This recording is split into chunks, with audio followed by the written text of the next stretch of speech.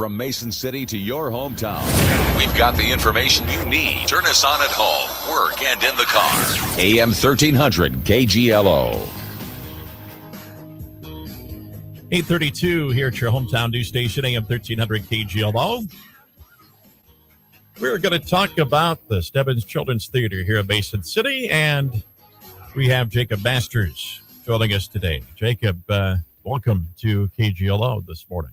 Howdy, Bob. How are you? I'm doing pretty well. How are you doing this morning? Not too bad. So you are new to the community. Yes, 3 weeks in. Talk, maybe first of all, just talk about the position you've taken with Stebens Children's Theater. Of course. I am inheriting the position of artistic director and executive director from Tom Ballmer, who has been in the position for over 30 years. He is incredible. He has been an instrumental part in the transitional period.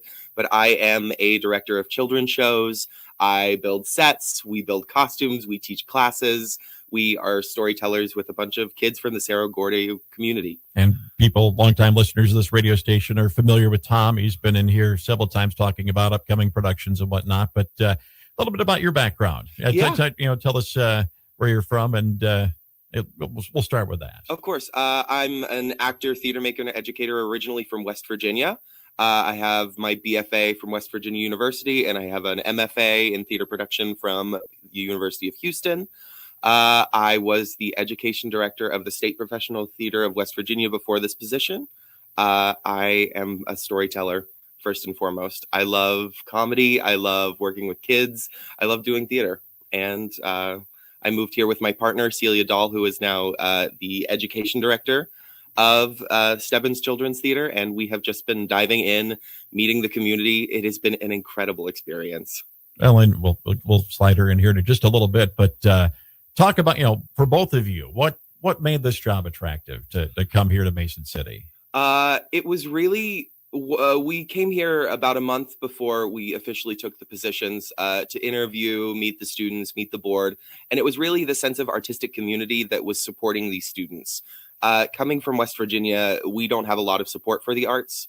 Where I'm from, we're really the only theatrical artistic organization within like a whole hour. So coming to Mason City, not only are they supporting the theatrical arts for these students, but music, dance, orchestra, all of it is supported. And these students are so driven to create. It's beautiful. That's what really attracted us. It didn't take too long for you both to figure that out, I'm sure. No, everyone told us that students were in choir, band, dance, and Stebens.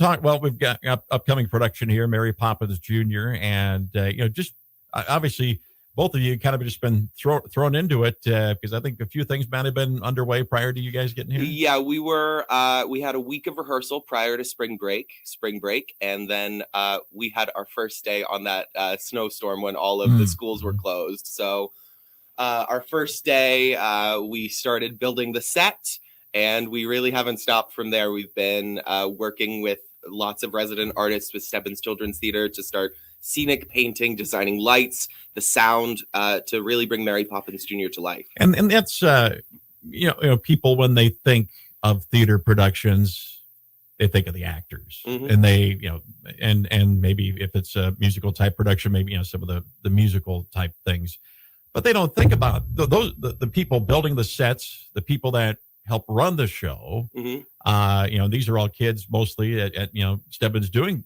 experiencing some of that. People really just don't think of that. And that's maybe, obviously it's just as important as the people who are on stage acting. Yeah, we have a crew of 5 students right now. We have a student stage manager and assistant stage manager. We have people running lights, sound, and spotlight. It's an incredible experience for kids who might not want to be on stage all the time, but still want to be part of the storytelling magic. Well, Mary Poppins Jr., and people might think, okay, we know Mary Poppins.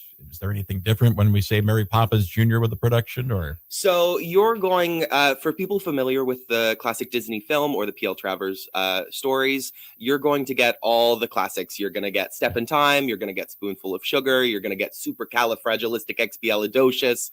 All the classics are still in there. It's a little bit more condensed. So these students have an easier time with the rehearsal process. But otherwise, it is exactly the same. There is the same magic. She still pulls stuff out of the magic bag. We still have, at the end, her flying away. It is a classic. Great. And once again, I don't know if you want to mention any of the students or not, or obviously a great cast, I'm sure. So we have our Mary is Marin. She is a student from Mason City High School. Okay. She is leading a brilliant cast of from elementary to high school students from across the area. All of them are making incredible, big, bold character choices. I could not be happier. If I tell you, we had a run last night, and it warms my heart. Right. We'll slide in your partner here. This is Celia Dahl. She's the education director. Right. So if you have a student coming for classes, she's going to be the one telling them what to do. I am the one. Yes. Yeah. Talk about what your position all entails. Sure. Yeah. So as education director, I am leading. We have 7 tiers of classes, ranging from age 7 all the way up through high school, as well as our tech tier. And right now we are actually working on our spring variety show. So I've taken the time to choreograph a few numbers. People are writing skits, and people are going to bring other skits that they have worked on from outside of Stebens into audition for us. So we are very excited to put that together. As far as Mary Poppins Jr., I helped choreograph a few dances, and I have done costumes as well. The costumes are incredible. If you come to see it, you will be blown away. These students are shining on stage. We talked a little bit about Jacob's background. Talk a little bit more about your background. Yeah, so I'm originally from Allentown, Pennsylvania. I grew up doing theater camp my whole life. My mom was a set designer. She's a painter herself. So that's how I kind of got into theater. And I definitely remember, it means a lot to me because my summer theater experience was my favorite part of every single year. So to be able to give that magic to kids all the time throughout the whole school year is absolutely incredible. I love that. I have my degree in musical theater from West Virginia University, which is where I met Jacob. And then I had the honor of teaching and working professionally as an actor in Houston when we were together living in Houston and throughout the East Coast. So. All right, musical theater. So that means you've done some musicals, I assume. What have you done musical-wise? So she was Mary Poppins. She was Mary Poppins. My senior year of high school, I was Mary Poppins. Okay. Actually, there's a little prop locket that we use in the current production of Mary Poppins Jr. that actually is mine from my high school production. So it's really sweet to see that come full circle. Yeah. Yeah, absolutely.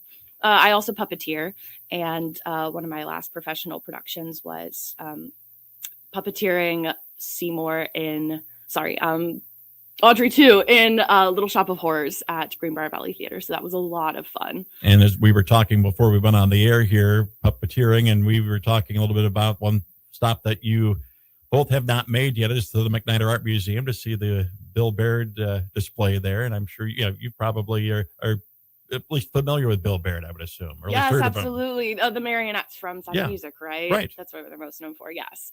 We definitely have to check that out. That has been on my list since I've gotten here to go see it. I was sent actually a link that they're doing a few shows, I think next week. Yes. Yeah. So hopefully we can go catch that. That'd be awesome. Yes. Before we started our interview today, we kind of set the schedule for what you guys need to do. You say you've been up to the Blue Heron on the north side to get some great food, and I pointed to the Northwestern Steakhouse as well, and we talked about needing to get down to Music Man Square as well. So hopefully you'll be able to experience those here in the near future as well as part of our community. So yeah, absolutely. Anything else either of you want to talk about this production specifically to let people know about? We have tickets costing $15 for adults, $12 for students. We have show dates on April 15th, 16th, 17th, 21st, 22nd, and 23rd at 7 p.m., April 19th and 26th at 2 p.m., and April 24th at 5:30 and 8. For more information, you can visit the Stebens Children's Theater box office when we're open or call 641-424-9802. All right.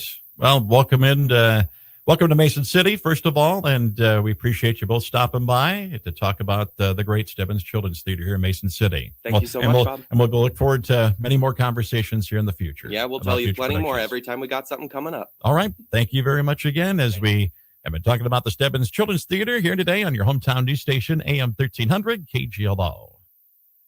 Folks are always